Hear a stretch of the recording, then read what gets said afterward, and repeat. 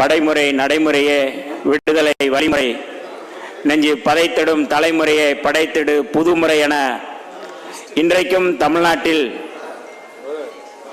திசை காட்டும் வழிகாட்டியாக, தமிழ்நாட்டின் அரசியல் சக்தியாக நாங்களே மையம் என்று தொடர்ந்து நிரூபித்துக் கொண்டிருக்கின்ற நம்முடைய எழுச்சி தமிழர் தொல்காப்பியன் திருமாவளவனுடைய தலைமையிலே நடைபெற்றுக் கொண்டிருக்கின்ற இந்த அவையில் எழுச்சி தமிழர் உள்ளிட்ட அத்தனை பேருக்கும் என்னுடைய வணக்கங்களை தெரிவித்துக் கொள்கின்றேன்.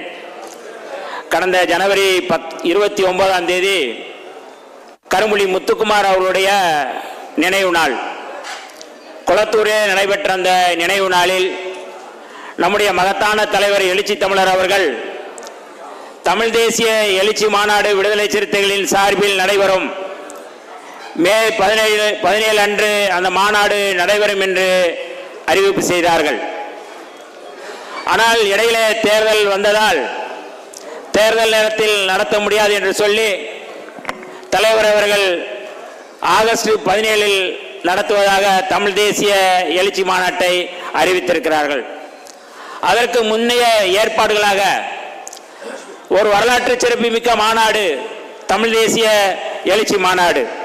அந்த மாநாட்டில் தமிழ்நாட்டில் இருக்கின்ற இளைஞர்களை எப்படியெல்லாம் வழிநடத்த வேண்டும், இன்றைக்கு சாதியவாதிகளாக மதவாதிகளாக மத வெறுப்பை சாதிய வெறுப்பை இன்றைக்கு கக்கி கொண்டிருக்கின்ற அந்த சனாதன கும்பலுக்கு மாற்றாக நம்முடைய இளைஞர்களை, தமிழ்நாட்டு இளைஞர்களை தமிழ் தேசிய களத்திலே தொடர்ந்து கால் நூற்றாண்டுக்கு மேலாக நம்மை ஒருங்கிணைத்துக் கொண்டிருக்கின்ற, அரசியல் படுத்திக் கொண்டிருக்கின்ற நம்முடைய மகத்தான தலைவர் இன்றைக்கு இம்மாதிரியான முன்னேற்பாடு கூட்டங்களை நடத்தி வருகிறார்கள்.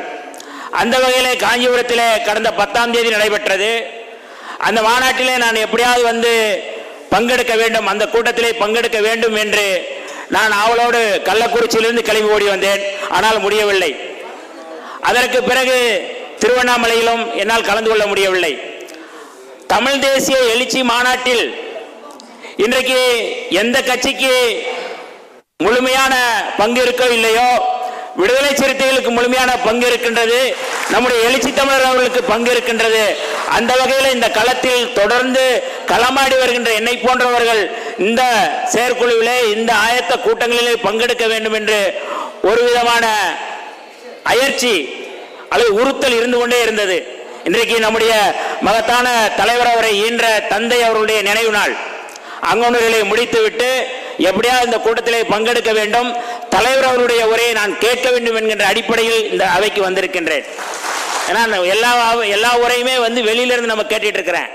ஆனால் தமிழ் தேசியத்தினுடைய அடையாளமாக இன்றைக்கு போலி தமிழ் தேசியவாதிகள், இன்றைக்கு பெரியாரியத்தை முன்னிறுத்தி கொண்டிருக்கின்றதாக சொல்லிக் கொள்கின்ற பெரிய ஆரியவாதிகள் இன்றைக்கு தமிழ்நாட்டில் இருப்பவர்கள் நம்மை குறிவைத்து இன்றைக்கு விமர்சனம் செய்கிறார்கள், அவதூறு செய்கிறார்கள்.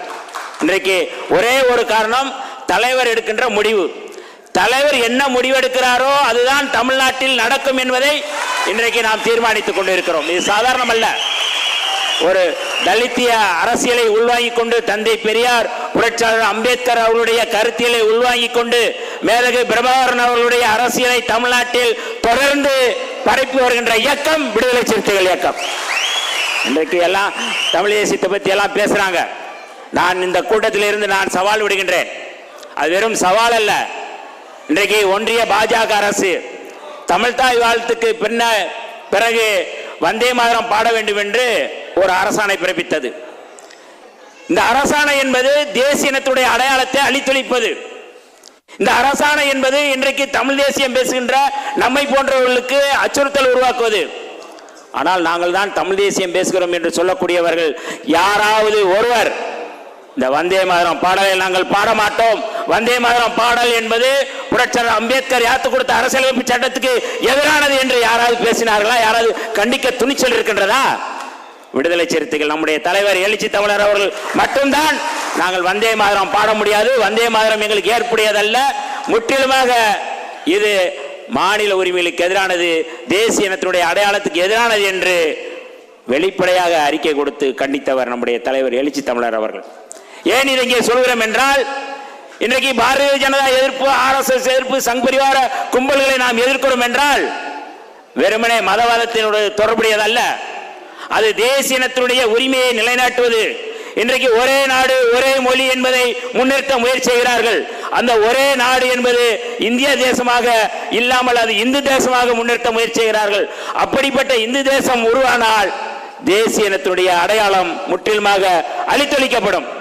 இது குறித்து தமிழ் தேசியம் பேசுகிறவர்கள் யாராவது இங்கு பேச விரும்புகிறார்களா? அது குறித்து கருத்து சொல்கிறார்களா? ஆனால் நாங்க தான் பொது வேட்பாளர் நிறுத்த போறோம். யார் சொல்றது? தமிழ் தேசியம் பேசுறவன் பொது வேட்பாளர். நாங்க அதை முன்னிறுத்தோம்னா திமுகவோட சேர்றாங்க. திமுக காங்கிரஸோட சேர்ந்து ஈழத்தமிழர்களை அழித்து விட்டார்கள். யார் குற்றம் சொல்வது? யார் அவதூறு பரப்பினார்கள்? கடந்த காலங்களில் அதுதான் நடைபெற்றது. திமுகவோடு சேர்ந்த ஒரே காரணத்திற்காக, திமுகவோடு இணைந்து செயல்பட்ட ஒரே காரணத்திற்காக கடந்த 4 நூற்றாண்டு மேலாக இந்த மண்ணிலே ஈழத்தமிழர்களுக்காக உண்மையாக உழைத்த, உண்மையாக இருந்த, உண்மையாக அர்ப்பணித்த மகத்தான தலைவர் எழுச்சி தமிழர் தொல்காப்பியன் திருமாவளவன் அவர்கள் மீது அவதூறு பரப்பிய கும்பல் இன்றைக்கு அவர்களோடு இணைந்து பின்னி பிணைகிறார்கள் திமுகவோடு. அது குறித்து யாரும் பேசுவதில்லை. அப்படி என்றால் என்ன காரணம்? விடுதலை சிறுத்தைகளை குறிவைப்பது.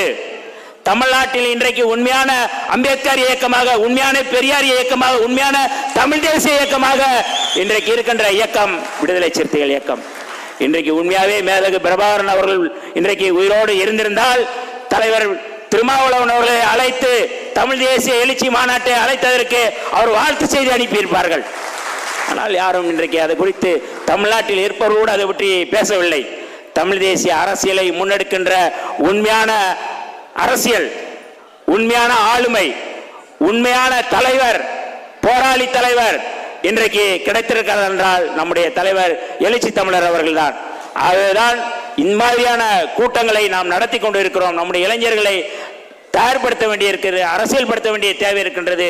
தமிழ் தேசிய களத்தில் இந்துத்துவத்துக்கு எதிராக, இந்து தேசியத்துக்கு எதிராக தமிழ் தேசிய அரசியலை முன்னெடுக்கின்ற நம்முடைய மகத்தான தலைவருடைய கரத்தை நாம் வலுப்படுத்த வேண்டும் என்றால் நாம் எல்லோரும், இளைஞர்கள் எல்லோரும் அடுத்தடுத்த தலைமுறையை நாம் உருவாக்க வேண்டிய தேவை இருக்கின்றது. இந்த தலைவரை விட்டால் நமக்கு நாதி இல்லை என்கின்ற அளவிலே இன்றைக்கு எவ்வளவோ காயடிப்புகள், எவ்வளவோ அவதூறுகள் உண்மையாக இருக்கின்ற இந்த களத்திலே இவ்வளவு மோசமான அவதூறுகளை தாண்டி இந்த களத்திலே வெற்றி பெறக்கூடிய சக்தி விடுதலை சிறுத்தைகளுக்கு தான் இருக்கின்றது, நம்முடைய எழுச்சி தமிழர் அவர்களுக்கு தான் இருக்கிறது என்பதை மட்டும் இந்த இடத்திலே சொல்லி நம்முடைய மகத்தான தலைவர்களுடைய உரையை உங்களோடு சேர்ந்து நானும் கேட்க தயாராக இருக்கிறோம்.